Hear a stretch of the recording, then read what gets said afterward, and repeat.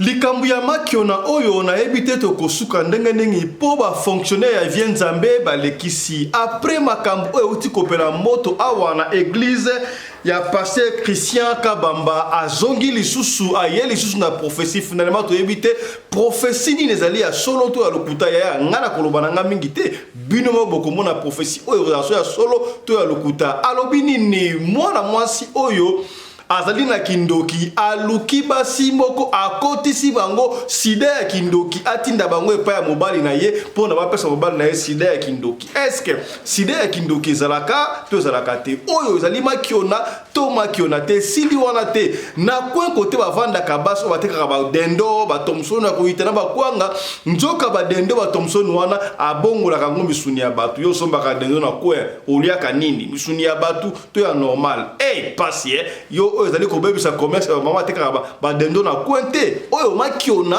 to ya solo finalement tokondima nani tokodévelopper encore na émission ya lelo. Après publication ya ba résultat ya élection législative nationale et uti kosala mabongo epesi bilinga bakino basiliki bato mususu oyo babimisi bango wana esengelaki na bango babima te epesi pasi mbala moko ba attaquer bongo siège social ya mbala moko ba attaquer siège social ya parti travailliste ya mwana mboka Steve Mbika et pas batumbi yango ne bali komona wana epesi pasi ya kosakana te. Est-ce que ni Steve Mbika ye azwa kite babimisi ka rapport ale muta ino sacré to ngene epesi mbaimba ya kosakana te tokozongi na okala na émission ya lelo.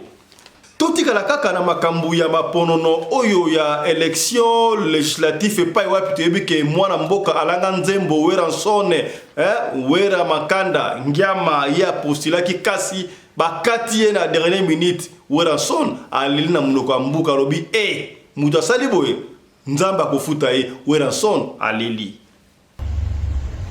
na beko o etamoli partout soi-disant ya ba fraudeur na makambo bino boyebi kuna na kati ngaku ata ikomo ko isa na ngoti komo na nga etangami te même iko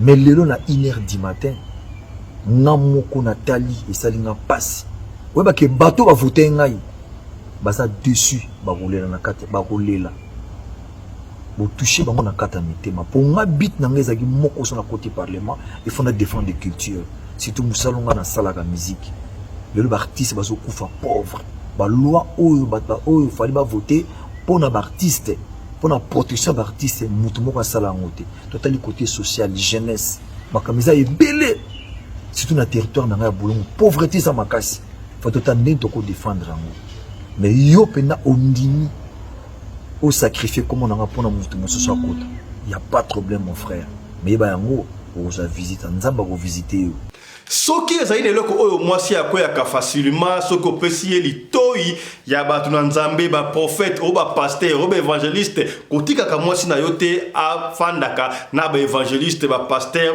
batiwaka mateya bango mibale sino te akokoyisa bango okoka o mobali waza mobali na yo te mwasi waza mwasi na yo te mwasi ya ndoki na loyi bongo ezali bongo prophète o pasteur Roger Baka leli ya pesi mbela o balobaki te balobi ke bala kotika mwasi na yo ayokaka makambo oyo ba prophète ba ali koloba ngam na lobi yango te Roger Baka qu'on permette à un prophétesse ou prophète aba no solana mwasi na yo ye oyebite bazala ba jema be sans que ça ne loko o mwasi akoyaka facilement et ça soit pesi litoi na mutu yanza nyoka azalaki kiramu yanza akoisa FD tu ne peux pas laisser un pasteur parler avec ta femme longtemps tu ne maîtrises pas le contenu de leur conversation j'en ai payé le prix moi qui te parle papati ba mone la biso papa ngana kata. Moi, si tu es libana, a woman who's married on TikTok. Believe and let me speak to you. If you're of God and come out from the even though it's only the truth, it's rare. Sur les 100% à TikTok, that you put things on TikTok, 10% à moi bien. The 10%, 50%, il y a l'unité surtout à ma maman. Unity and atrocity. likambu oyo ça fait couler beaucoup d'encre makambo o ya pasteur Pierre Kassamba ou bien Pierre Kass o ya kobala na habité soki mwana ya 11 ans to mwana ya 18 ans parce que bato ya zali mwana ya 11 ans ba bisu 14 ans papa na yimoka le mwana ya 18 ans balisi et pas ya Kassamba, ça fait couler beaucoup d'encre. Alors pasteur Kass sort de son silence après analyse de belé koloba loba ndenge aleki sikabwe alobi a présenter les subana yaya bino moneka moko o yona ça fait couler beaucoup d'encre o ba mwana 11 ans nzoka baza bongo sumi balé do 3 ya marko wana babi basaka mukeli bana me bakolo na kati bayi ba Congo et pesingai mutuko swa yaya lelo a ouvert awa na suka émission oyo bokolanda interview exclusive ya pasteur Kass Yemoko ko kisala wana a ko expliquer a ko répondre ba question ya ba confrère na biso oyo moko aprocha to sepeli na yo ke bokuta ba parana na ba oyo ba parana ba yeli yo ye mais opesi mbongo pas comme cadeau c'est bon.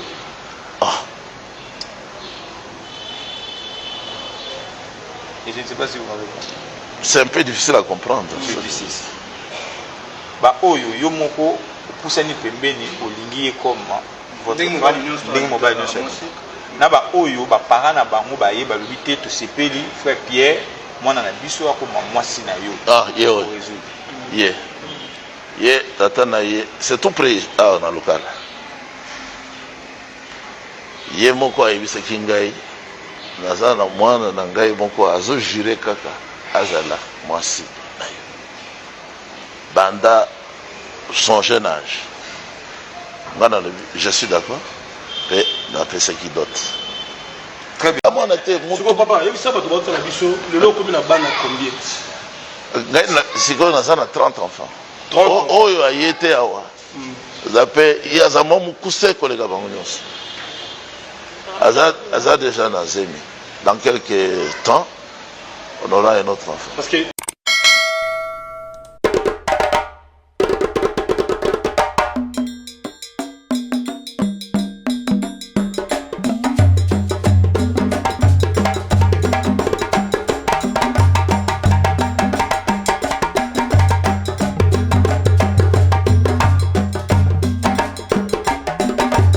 mobali mbinga na mwina ngolo aboya hydroquinone soki ezotambola basheri bazokweya mayanga na retrouve douce tendresse affection epa na yo nasalelo nini mpo ndimake na kupendaka sana shitakwacha pelende wenjoro Radio Collectivia Fiston, tous s'abonner massivement, c'est validé.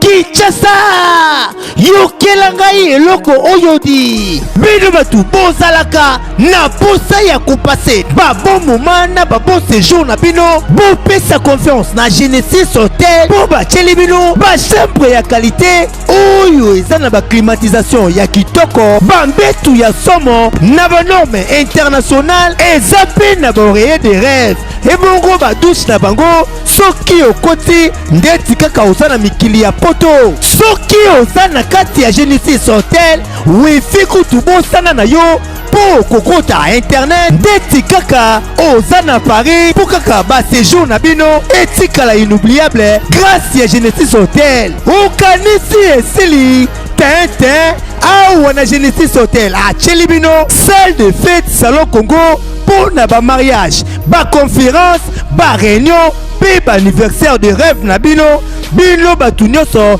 bolingaka kosala ba mariage ya kitoko po na etikala souvenir ya vie na bino mobimba bopesa confiance na salle de fête salon Congo po bokozala na bino de cité awa na salle de fête salon Congo ata boza na nombre ya combien bokozala na bino mobimba po musique eza au rendez-vous climatiseur elenda kaka ndenge bozomona batu nyonso bapesa confiance na salle de fête salon Congo batikala jamais kozala desidi tala awa na salle de fête salon Congo baza na bango na problème ya courant te po baza na mobanke na groupe électrogène oyo esalaka 24 heures sur 24 heures musique toujours au rendez-vous baza na espace moko ya balcon ya munene po na bino batu bolingaka kozwa mopepe kitoko po esala eloko ti ah oui masolo ya bakuzu botikela bango kuna kasi masolo ya salle de fête pe hôtel ya qualité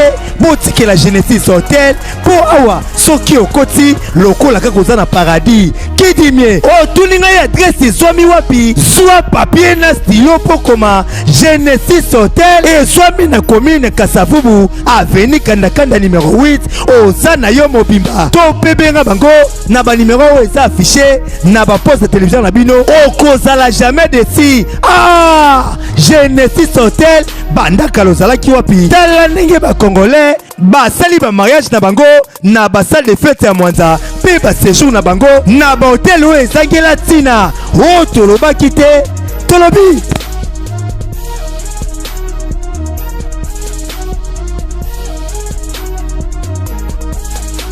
mbote na bino bandeko balandi ya radio Lokole télévision bisika nyos tu bozwami merci na confiance pe fidélité bopesaka na radio Lokole masolo votre émission na chaîne Nabino Radio Lokole Télévision. Ozolanda biso, ozali na Kipushi, ozali na Mwanda, epai wapi église primitive ya pasteur Kasezali, ozali na Angola, ozali na Swaziland, epai ya bandeko ya Swaziland kuna, ozali na Botswana, ozali na Namibie, ozali na Zambie, partout tala émission Nabino yango yo ebandi Radio Lokole masolo na senga kana yo komboko mibale ya soki ozali abonné yebaka bongo ko partager pour ma solo auto betara awa makambo auto laksara bino awa peut-être yo intéressé au te mais tant yo partager yango et ko intéressé ndeko moko songolo esika moko pakala ngai kombo na ngai Fiston Pelende Tata ya Sedek. Merci na Michael Josh, sponsor officiel ya chaîne Oyo et Paiwapi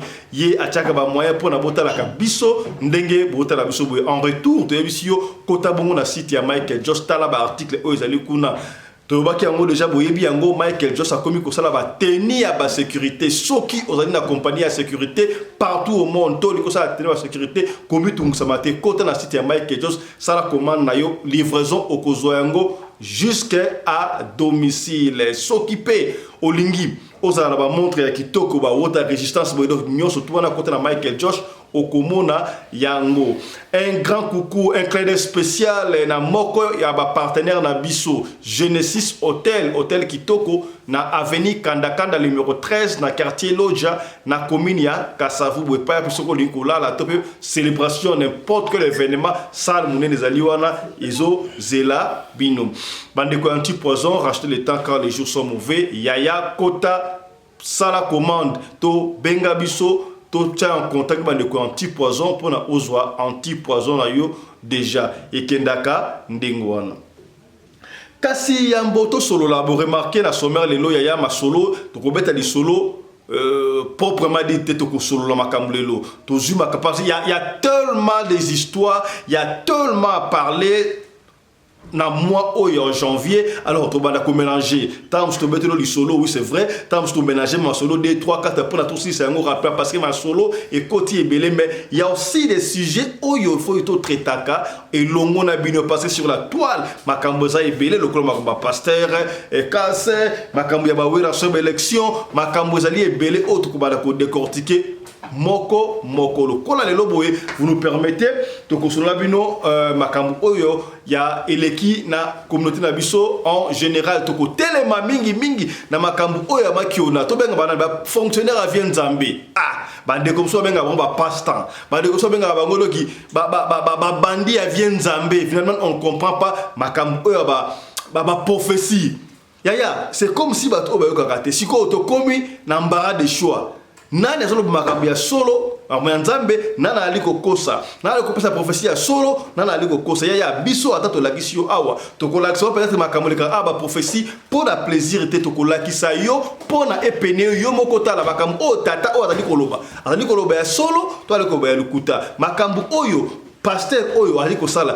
ezali ya solo to ezali ya lokuta est-ce que komi donc ndakanango ndengo wana kasi yango to kuba kuna tika to développer oyo to moni bongo na titre yambo to développer sommaire oyo to moni wana tika to souhaiter joyeux anniversaire na Nathalie Chiamba depuis République démocratique du Congo, précisément na Kinshasa. Nathalie Chiamba fête son anniversaire lelo. Alors bon anniversaire à toi, Nathalie Chiamba. Au nom de toute l'équipe de la radio, local télévision, nous te souhaitons un très joyeux anniversaire, Nathalie Chiamba, au niveau de Kinshasa. Vous savez très bien que Nathalie Chiamba habite Johannesburg. Alors, ça va être bon en séjour à Kinshasa, anniversaire. Écoutez-les à Kinshasa. Moi, la Djoubek à Tongo. Un peu de vin pour la santé. Vous comprendrez, Nathalie? Moi, verre mouké, il y a champagne, il y a maroula, ça va bien pour l'anniversaire. Na bonzambe, on a vitalo, mais là, moi, vitalo, ça va faire Nathalie Chiamba, moi na Djoburi ya Tongo, yo zalaka maman ya Djobu, tout moi na Djobu, yo moko pona komi c'est que bien. Alors, un très joyeux anniversaire à toi Nathalie Chiamba. Voilà, ekendaka ndengo wana.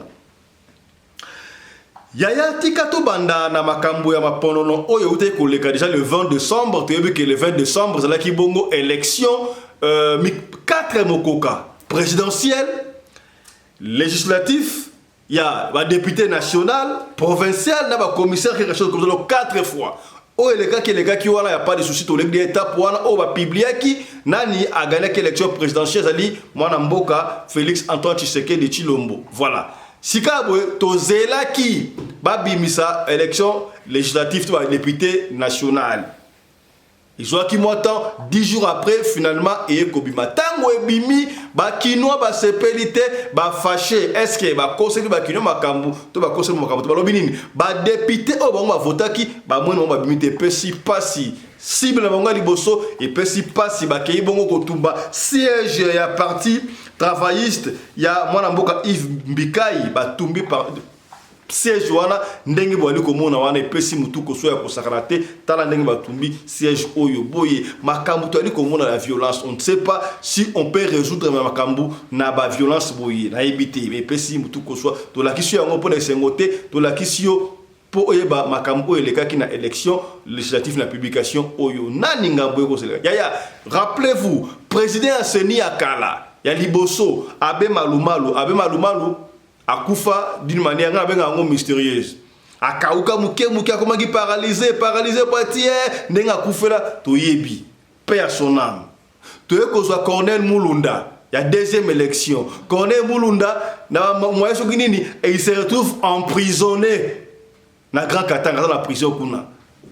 Sikoyo après Corneille Mulumba, toye Corneille Moulenda, en fait, on va y revenir. Troisième, Corneille Nanga. Corneille Nanga, Yewana s'est retrouvé dans la rébellion. Finalement, Tokosuka a pris ma cambo élection Oyo. Si vous Denis Kadima, tu éviter ce qui est à se retrouver, Wapi, Wana est allé sauter maintenant la question au Monagaka. Comment est-ce que Kinoa va être contenté dans la publication, il y a un député Oyo, Landa. Otala. Steve Mbikai les saccagés en haut basikisi donc inami tukoyi na kati basikisi biloko nyonso basikisi tala biloko basali otala epa Steve Mbikai les saccagés en haut basikisi donc inami tukoyi na kati basikisi biloko nyonso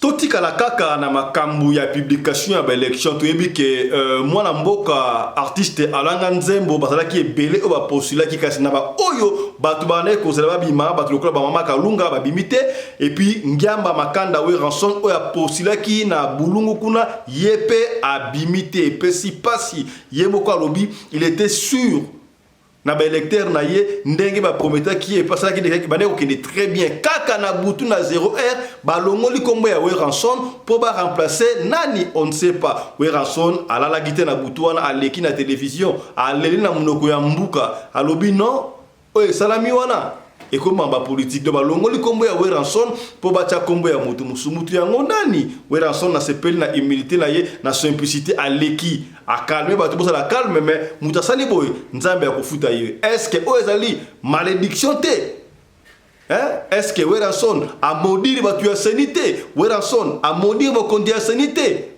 ba prédécesseur na yemisa tuana ba na situation malamu té mais ce ko yé oyo ko salama e ko sala malédiction au Weranson a placé du corona bango toneni on ne sait pas landa Weranson ndenge a pesi message a pe ko longola et pesi passe ya ko sakana té ngiamba makanda Weranson force à toi on est ensemble landa bana Congo bana RDC na ko transmettre bino message où salinga passe na lelo on a 1h du matin d'abord nazo ko remercier ba électeur nyonso ou ya territoire à Bulungu ou ba voter kingai ba maman ba se déplacer ba uti musika na ba village ba yiko talanga mwana parce que ça fait très longtemps na banda na longwa na territoire à Bulungu na zonga kotala bangoti tant ba moninga ba sepeli makasi mwana na biso ayi babaki non il faut to piso ba voix d'abord merci na geste bosalaki na ba déplacement la million de boyaki mais lelonga naza trop dessus na onga mo le na 1h du matin na ndimaki amuti na beko o etamoli partout soit disant ya ba fraudeur na makambo bino boyebi kuna na kati ngaku ata ikomo ko isa na nguti komo na nga etangami te même eko mais lelo na 1h du matin nga moko na tali esalinga passe weba ke bato ba voter ngai baza dessus ba rouler na kati ba rouler bo toucher bango na kata mitema pour nga bit na nga ezaki moko so na côté parlement il faut na défendre des cultures surtout musalonga na sala ka musique lelo ba artiste bazo kufa pauvre ba loi oyo fali ba voter pour na ba artiste pour la protection d'artistes mutu moko sala ngote totali côté social jeunesse makamisa ebele surtout na territoire na Bulungu pauvreté sa makasi faut totandi toko défendre ngo mais yo pena ondini au sacrifier comme on a pour na mutu mososo akota il y a pas de problème mon frère mais ba yango oza visiter nzamba ko visiter Yaya to mona kayango na l'église mingi basinde to ba mamande ba koya ka mingi ko mona ba boaki mouchoir mamba koyi basali ma koyi petit à petit ba nini lokuta e yaka na sincère et comme ka mbangu kasi vérité malembe e yaka na ba escalier ti e komaka wana maloba ya mopa mo continuer lobaki yango to moni yango sikabo na ba oyo wanybenga ka basali ya nzambe me biso to benga ba fonctionnaire avien nzambe pour ya lokuta bazali 97% de 97% ya lokuta nde bazali ba pasteur na ba porte ba lokuta 3% na kaka ya malamu nde bali pesi mbilinga na sepeli soki basali ya nzambe mususu babandi ko dénoncer ba confère na bango ba massa na bango ba to basala kansa bango ne surtout benga ba fonctionnaire avec nzambe yaya tala mingi soki mwasi abandi kokende na église mingi o veiller o nini mwasi wana azalaka su na respecte na ndako na ye alandaka susu ala lettre te kibo mwasi na ye makambo ya libala wani okolandango na susu nini akomi ko prêter oreille makambo o prophète ali koloba akomi ko prêter oreille makambo o pasteur asoloba abandi ko prêter oreille na makambo o apôtre ali koloba to prophète boyaya koti kelaka mwasi na yote akenda ka église afanda bono bayambaye pa ya pasteur bayambaye pa ya prophète bayambaye pa ya apôtre bango na bango ako changer makanisi basi ezalaka pasi mingi pona bango ba résister devant basali na nzambe na yebite ezalaka nini bamona ka basali ya nzambe banzambe to banani ata bazali ba représentant ya nzambe kasi bazalaka pe na moi résistance parmi les faux ba faux baza ebele mais to yebike parmi les faux ba vrai bazali ngamu talobi yangote yebite zalaka évangéliste to pasteur to apôtre Roger Baka ye parlika fonctionnaire ya vient nzambe yoka makambo ya landa makambo oyo Roger Baka le makasi. Écoutez, n'oubliez pas, la radio le collé, et ça pembe na pembe, ya to beta kama soto solara awa, pour na connuire mais pour na kola musa conscience na yo au téléma pour a la radio le coller les seuls programmes la seule émission oyo papa maman na ba fandaka ba liko yo ka bon histoire landa ba ka oyo Roger Baka asayi koluba suivez. Qu'on permette à quatre prophétesse ou prophète, ah non seulement moi c'est yo habité. Bazana ba jema be. Sans que ça ne loko moi ça quoi facilement. Et ça soit pesi lito ina mutu yanza. Nyoka asala que créer yanza. À quoi ça FT? Tu ne peux pas laisser un pasteur parler avec ta femme longtemps, tu ne maîtrises pas le contenu de leur conversation. J'en ai payé le prix moi qui te parle. Papa ti ba mone la biso papa ngana kata. Vous avez créé des divisions entre les hommes et les femmes. Les femmes. Tant que tu as moi sur le big dans sa malheur là. Alors que tu as non moi sur la robe maillot. Au continue mes confiance. Alors là où il y a pris la communication dans le couple, moi je vais m'ambasser biso. Exact. Tout le monde dit moi c'est serré. Pas la serré. Nous t'avons son habit mi balé et zali pas. Maman prophète. Aujourd'hui non moi c'est. Nazalaka penza linzanza na bango. Mabasakani na yo. Yo pozolo ba makambo yo na mbali nozolo ba zo. Yo zolo ba papa, omoni mobali mobimba. Asala ki boyo azotanga. Ko sopa azotala si. Wana sizo kola te bazungu ba oli. Abi pimisa.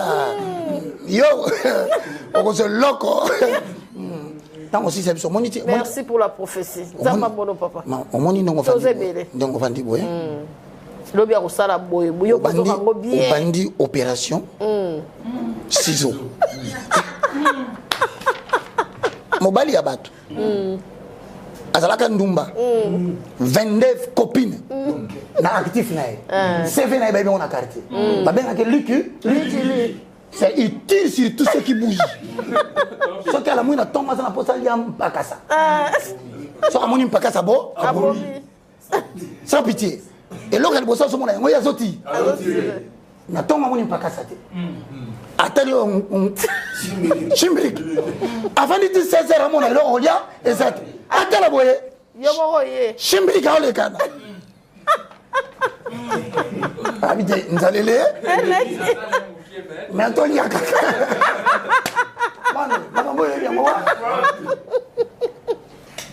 Papa, Sakola. Moutu Andenge wana. Un homme, dès qu'on l'a déjà vu, nous va maman. Ni bali batondaka mutu atondaka ya prophète ni batondaka ya prophète batondaka ba pasteur batonda na pasteur batondaka bozo ba autorité otiki pe mutu akoti na ndako na yo vraiment oza pété azuma sino afuka misi Jésus to fuka ma papa quel manque de respect na ndako batu c'est ça afuka misi maman leka maman moi Nabana. Namona musala batu. Mafuka mama. Pamela yaka. Pamela yaka. Basana nzambe te. Profitera na onction so yena ndako. Makasi. Musala nzambe basana makabo. Yo fuka makaka osambela. Ola suka wana. Lokola ignorance. Ya ezali sur la découverte de ce que l'on est par rapport à Dieu. Ola tika bango te akofuka ma. Abaki susu. Lokola mona mi mama lati brakase. Loba brakase. Brakase. Parce que ça va tomber la mabo. Azo fise nini na brakase. Ndozoka na bengani molimo ya este. Atali libere koto. Na bengani ya ouest atali. Tombola na maboko bien. Ba pasteur boko samba na mboko.